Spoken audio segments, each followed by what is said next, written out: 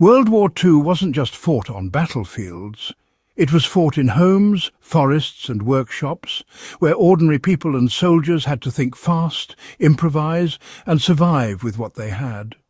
Many of the tricks and hacks developed during that time have been forgotten, buried under decades of modern technology, yet they remain surprisingly useful today. From rationing food and disguising equipment to ingenious home defences and communication methods, these wartime strategies were all about making the most of limited resources and staying one step ahead of danger. For anyone interested in history, survival or self-reliance, revisiting these hacks offers lessons that are practical, actionable and surprisingly easy to adapt in the modern world. People turned common household items into effective defences. During World War II, homes were often vulnerable to both natural hazards and human threats. Ordinary citizens converted everyday items into barriers and alarms. Beds were moved to block doorways, barrels and trunks created obstacles in hallways, and even tin cans filled with pebbles were tied to strings across entrances to make noise if someone tried to enter. These improvised defences weren't meant to stop a professional soldier.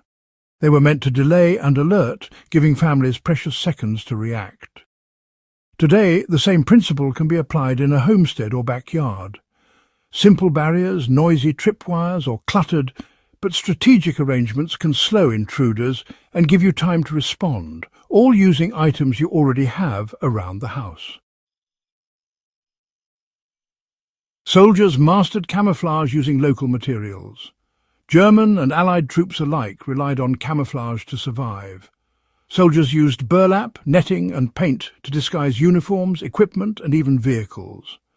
They supplemented factory gear with whatever was at hand, leaves, branches and mud, to blend into the surrounding terrain. The key was adaptability. Camouflage wasn't static, it had to change with the environment. For modern survivalists or hunters, this means studying your surroundings and adjusting gear accordingly. Even a homemade camo wrap over a backpack or toolkit, combined with natural materials from the area, can reduce visibility and improve safety during outdoor operations. Improvised signals allowed communication without electricity. In an era before portable radios, people developed clever ways to communicate silently. Signals could be as simple as a series of knocks on a wall, the positioning of household items, or reflected light through windows. Resistance fighters and soldiers in occupied territories often relied on prearranged visual cues to share information without speaking a word. Today, preppers and off-grid enthusiasts can adapt similar techniques for signalling over short distances when electronic devices fail. A reflective mirror, a simple whistle pattern, or a coded placement of objects in a yard can convey messages safely and discreetly. Food preservation hacks, really kept families alive under rationing.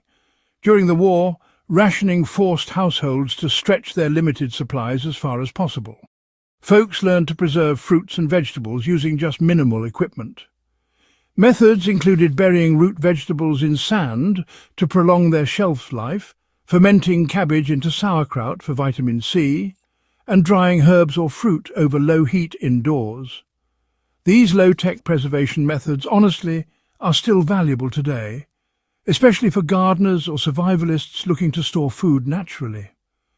Even modern homesteads can benefit from sand bins, root cellars, and indoor drying racks to maintain a steady food supply without relying on refrigeration or processed goods. Clothing and textile hacks, they solved shortages and helped adapt uniforms. Clothing was rationed, so repair and repurposing became absolutely essential. Soldiers patched torn uniforms with scraps from old garments, turned pillowcases into pillow covers or makeshift bags, and dyed faded fabrics with natural materials. These hacks allowed gear to last longer and provided a bit of extra utility in the field.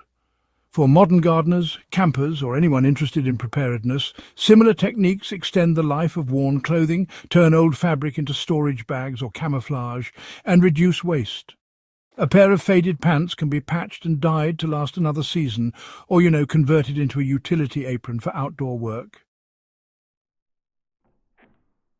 Trench and barrier construction minimized exposure to danger. From frontline soldiers to civilians protecting their homes, trenches and temporary barriers were used extensively. Even small depressions in soil or shallow ditches could provide protection from projectiles or observation. Civilians dug simple foxholes or used sandbags to reinforce weak points. Modern preppers can apply these principles in backyards or off-grid locations. A small earth berm or sandbag wall around a vegetable patch, storage shed, or temporary shelter can provide both protection from the elements and a tactical advantage in emergencies. Water and resource collection hacks maximized every drop. Wartime shortages extended beyond food. Rainwater collection, clever storage of leftover water, and improvisation with containers became standard practice. Soldiers and civilians collected condensation, used funnels made from tin cans, and even repurposed bathtubs and barrels for water storage. Today, these methods remain highly effective for backyard gardening or survival preparation. Setting up simple rain barrels, using funnels to direct water, or repurposing containers ensures that no drop goes to waste and that resources are available when municipal systems fail. Mental discipline and improvisation were as important as tools. Finally, one of the most enduring hacks of the Second World War wasn't a physical tool, it was mindset. Soldiers and civilians trained themselves to remain calm under pressure, think creatively, and improvise with whatever was at hand. These mental habits allowed them to survive dangerous situations, turn scarcity into advantage, and exploit opportunities that others might miss. Today, the same principle applies. Preparation and resourcefulness matter more than any single piece of equipment. By practicing adaptability, testing new methods, and remaining calm in unexpected situations, anyone can apply Second World War lessons in both historical understanding and modern survival contexts. The hacks and improvisations of the Second World War were born from necessity, but they endure because they work. From improvised alarms and camouflage to food preservation, water collection and mental discipline, these lessons remain relevant to historians, survivalists and gardeners alike. The tools may have changed, but the principles of resourcefulness, observation and ingenuity are timeless. For anyone interested in learning more about history-driven survival skills and techniques that actually work today, subscribe to In the Beginning and share this video with others who value practical knowledge. The Second World War wasn't just a war of armies, it was a war of ideas. And many of those ideas are still usable right in your backyard.